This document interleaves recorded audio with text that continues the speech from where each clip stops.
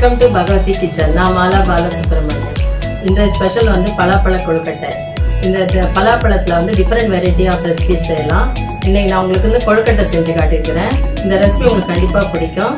நீங்க ட்ரை பண்ணி பாருங்க. அதுக்கு முன்னாடி வந்து இந்த வீடியோ உங்களுக்கு பிடிச்சிருந்தா லைக் பண்ணுங்க. உங்க கருத்துக்களை கமெண்ட்ஸ்ல கொடுங்க. எங்க சேனலை சப்ஸ்கிரைப் பண்ணுங்க.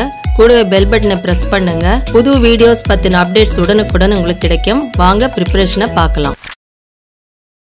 பலாப்பழ கொழுக்கட்டைக்கு தேவையான இன்கிரீடியன்ட்ஸ் வந்து நான் இங்கே ஒரு கப்பு வந்து அரிசி மாவு எடுத்து வச்சுருக்கிறேன். அரை கப்பு வந்து பலாப்பழம், ஒரு கப்பு வெள்ளைக்கரைசல், வெல்லம் வடிகட்டி எடுத்து வச்சுருக்கிறேன் வெள்ளைக்கரைசலை, நெய் ஒரு டேபிள் ஸ்பூனு. இப்போ ஸ்டவ் மேலே பேன் வச்சு இந்த ஒரு டேபிள் ஸ்பூன் நெய் அதில் விட்டுட்டு இந்த பலாப்பழத்தை வந்து நல்லா வதக்கணும்.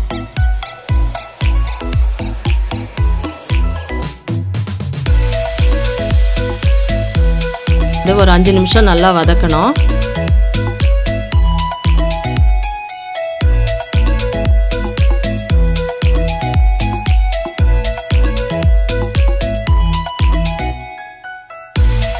இந்த மாதிரி பாருங்க, நல்லா வதங்கின உடனே கொஞ்சம் அதில் அந்த நெய்லேயே வந்து நல்லா வேகும். இதில் இப்போ இந்த வெள்ளைக்கரைசல் இருக்கு இல்லையா, இதில் கொட்டிக்கணும்.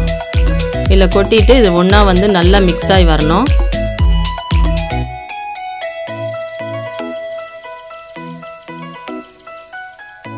இப்போ ஒரு 5 நிமிஷம் லிட்டு வச்சு கவர் பண்ணிக்கலாம்.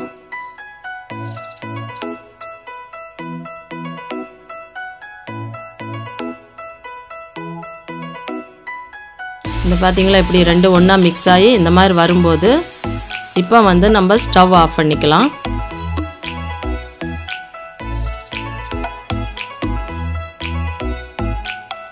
இப்போ இது ஆறணும் கொஞ்சம். இப்போ ஒரு பவுலில் வந்து அரிசி மாவு,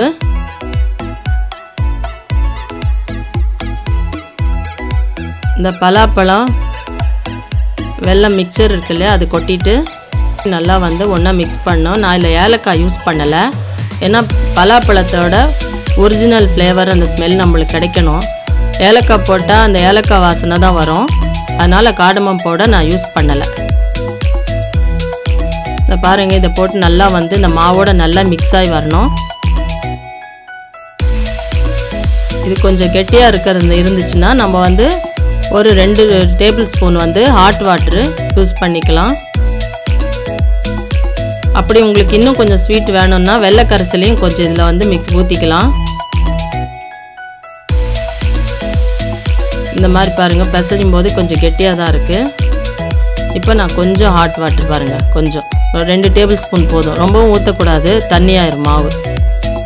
இந்த மாதிரி கெட்டியாக வந்து பிசைஞ்சிக்கணும். கலர் ஒரிஜினல் கலர் பாருங்களா, பலாப்பழ கலரு. இப்போ இதை நம்ம கொழுக்கட்டைங்களாக செஞ்சு எடுத்துக்கணும். உங்களுக்கு எந்த சைஸ் வேணுமோ அந்த சைஸில். இந்த மாதிரி வடிகட்டி இருக்கு இல்லையா, இல்லை எல்லார் வீட்டில் இருக்கும். இதில்னா நம்ம நிறைய வந்து ஒன்றா வேக வச்சிடலாம். ஸ்டீமர்லன்னா கொஞ்சம் தான் வேக வைக்க முடியும். ஒரு பெரிய ஃபேமிலியாக இருந்தால் நம்ம பெரிய வடிகட்டி இந்த மாதிரி இருந்ததுன்னா ஒரே வாட்டியே வேக வைக்கலாம். கேஸும் வந்து நம்மளுக்கு சேவ் ஆகும், டைம் சேவ் ஆகும்.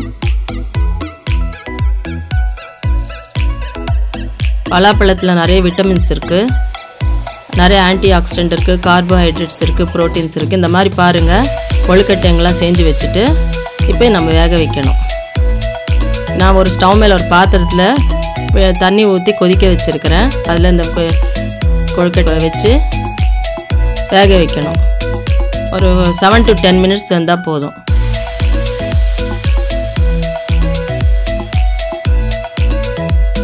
நல்லா வெந்துருச்சு. பலாப்பழ கொழுக்கட்டை ரெடி. இந்த ரெசிபி உங்களுக்கு பிடிச்சிருந்ததுன்னா லைக் பண்ணுங்கள், கமெண்ட் பண்ணுங்கள், சப்ஸ்கிரைப் பண்ணுங்கள். தேங்க்யூ.